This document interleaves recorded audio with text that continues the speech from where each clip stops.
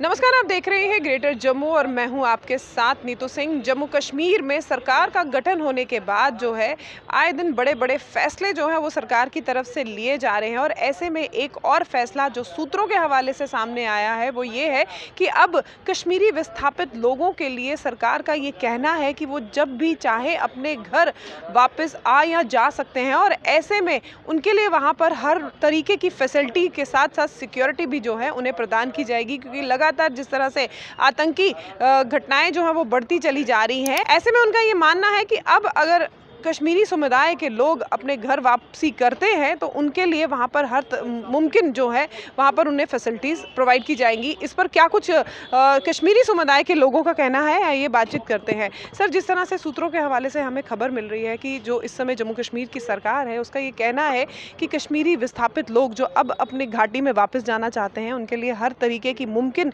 जो फैसिलिटीज़ हैं वो वहाँ पर उन्हें प्रदान की जाएगी। इस पर आपका क्या कहना है?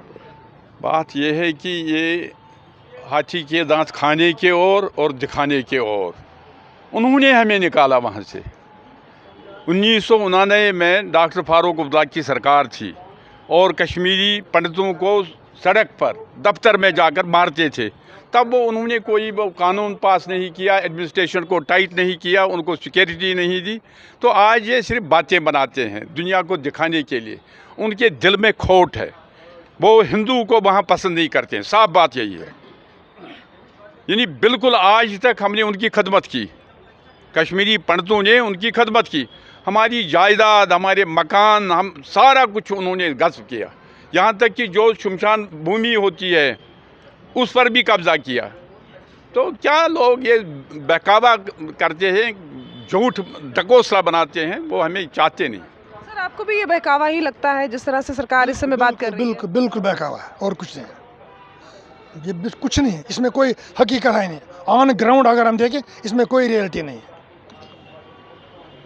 मैनिफेस्टो की अगर बात की जाए तो नेशनल कॉन्फ्रेंस के मैनिफेस्टो में भी ये कहा था कि हम कश्मीरी विस्थापित लोगों के लिए हर वो मुमकिन प्रयास करेंगे जिससे उनकी घर वापसी हो। और ऐसे में अब जब सरकार का गठन हुआ और उनके अब वादे जो सामने आ रहे हैं, आपके जैसे साथी हैं उनका ये मानना है कि ये सिर्फ बातें हैं। क्या आपको भी यही लगता है?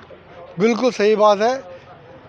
मैनिफेस्टो तो हर एक पॉलिटिकल पार्टी रखती है कि इनको कश्मीर पर इसका रिटर्न करेंगे, लेकिन ग्राउंड सिचुएशन में क्या फ़र्क है वो ये नहीं देखते। अभी मेन इशू तो आतंकवाद का होना चाहिए।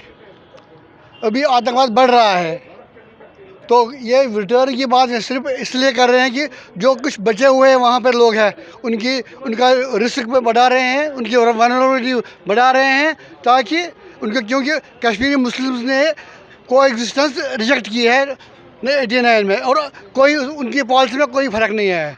तो अब वो जहाँ जो कुछ बचे वहाँ पे हैं, कुछ जो एम्प्लॉयज़ है उनकी रिस्क को उनके वो पहले ही वनरेबल है, टारगेट सॉफ्ट टारगेट्स है, तो उनको खतरा बढ़ाने के लिए ये बातें कर रहे हैं। एक्चुअली ये उसी उन्हीं की सोच को बढ़ा रहे हैं, बाकी ये सब बकवास है, कोई इशू नहीं। और ये एक पॉलिटिकल इशू है। इस पॉलिटिकल इशू पर बात होनी चाहिए, अक्रॉस द टेबल बैठना चाहिए। जो स्टेक होल्डर्स हैं उनके साथ बात होनी चाहिए। ऐसे थोड़ा होता है जो वो बोलेंगे वो नहीं चलेगा। उसके ऊपर एक डिबेट होना चाहिए, डिस्कशन होना चाहिए और एक इंक्वायरी होनी चाहिए क्यों हुआ।